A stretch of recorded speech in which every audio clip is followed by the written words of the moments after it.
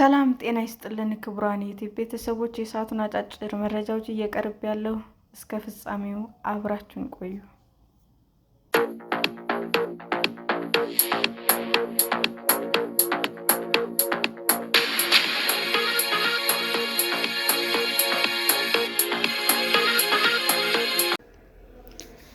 ትራምፕ ካናዳ የሰላም ቦርዱን እንድትቀላቀል አቅርበው የነበረውን ጥሪ ሰረዙ።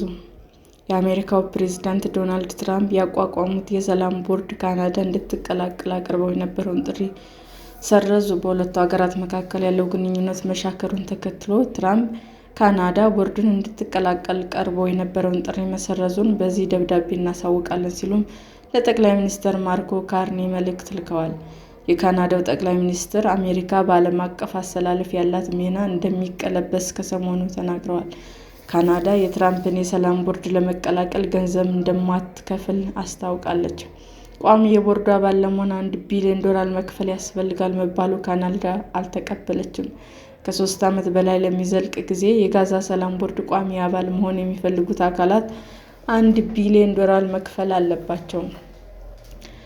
የካናዳው ጠቅላይ ሚኒስትር የቀረበላቸው ጥሪ መጀመሪያ ላይ ቢቀበሉም የቦርዱ አባል ለመሆን ገንዘብ እንደማይከፍሉ ገልጸዋል። ትራምፕ ለካናዳ የተላከውን ጥሪ ለምን እንደሰረዙ በግልጽ አልተናገሩም። ስለ ሰላም ቦርድ በሚገልጽ ደብዳቤ ላይ ትራምፕ ቦርዱ ከጋዛ ባሻገር ዓለም አቀፍ ግጭትን ለመፍታት አዲስ ስልት ይቀይሳል ብለዋል። ይህም የተባበሩት መንግስታት ስልጣን እንደሚገዳደር ተሰግቷል። የተቋሙ የጸጥታው ምክር ቤት በዓለም አቀፍ መድረክ ሰላም የማስጠበቅ ኃላፊነት ተሰጥቶታል። የቦርዱ የዕድሜ ዘመን መሪ ትራምፕ ይሆናሉ። ከፕሬዝዳንትነት ቢለቁም ቦርዱን መምራት ይቀጥላሉ። ቦርዱ በሐማስ እና እስራኤል መካከል ዘላቂ ሰላም እንዲሰፍን እና ጋዛን መልሶ ለመገንባት ቢቋቋም ሚናው ከዚያም እንደሚሻገር ተጠቁሟል።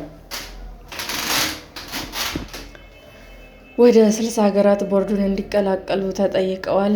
አርጀንቲና፣ ፓኪስታን፣ ኮሶቮ፣ ግብጽ፣ ቱርክ፣ ዮርዳኖስ፣ ኢንዶኔዥያ፣ ኳታር፣ የተባበሩት አረብ ኤሚሬቶች፣ ባህሬን፣ አልቤኒያ፣ አርሜኒያ፣ አዘርባይጃን፣ ቤላሩስ፣ ሃንጋሪ፣ ካዛክስታን፣ ሞሮኮ እና ቪየትናም ቦርዱን ተቀላቅለዋል። ሆኖም ግን የተባበሩት መንግስታት ቋሚ የጸጥታው ምክር ቤት አባላት የሆኑት ቻይና እና ፈረንሳይ፣ ሩሲያ እና ዩናይትድ ኪንግደም ቦርዱን እንደሚቀላቀሉ አልተገለጸም።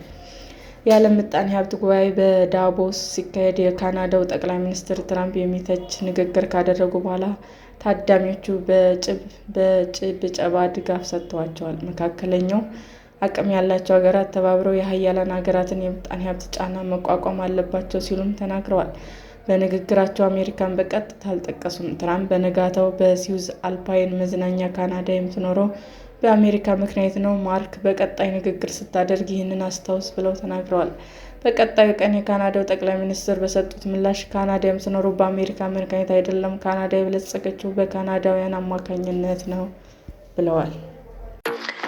ሰላም ጤና ይስጥልን ውድ የዩቲዩብ ቤተሰቦቼ እንዴት ናችሁ? አዲስ ጀማሪ ነኝና ሰብስክራይብ ያደረጋችሁ አበረታቱኝ። አመሰግናለሁ። ክቡራን የዩቲዩብ አድማጮቻችን ለሰዓቱ ያቀረብኩላችሁ አጫጭር መረጃዎች ይህንን ይመስል ነበር። በሌላ መረጃ እስክንገናኝ ሼር፣ ላይክ፣ ሰብስክራይብ እንዲሁም ቢቀርብልን የምትሉት መረጃ ካለ ኮሜንት እያደረጋችሁ ቸር ቆዩን።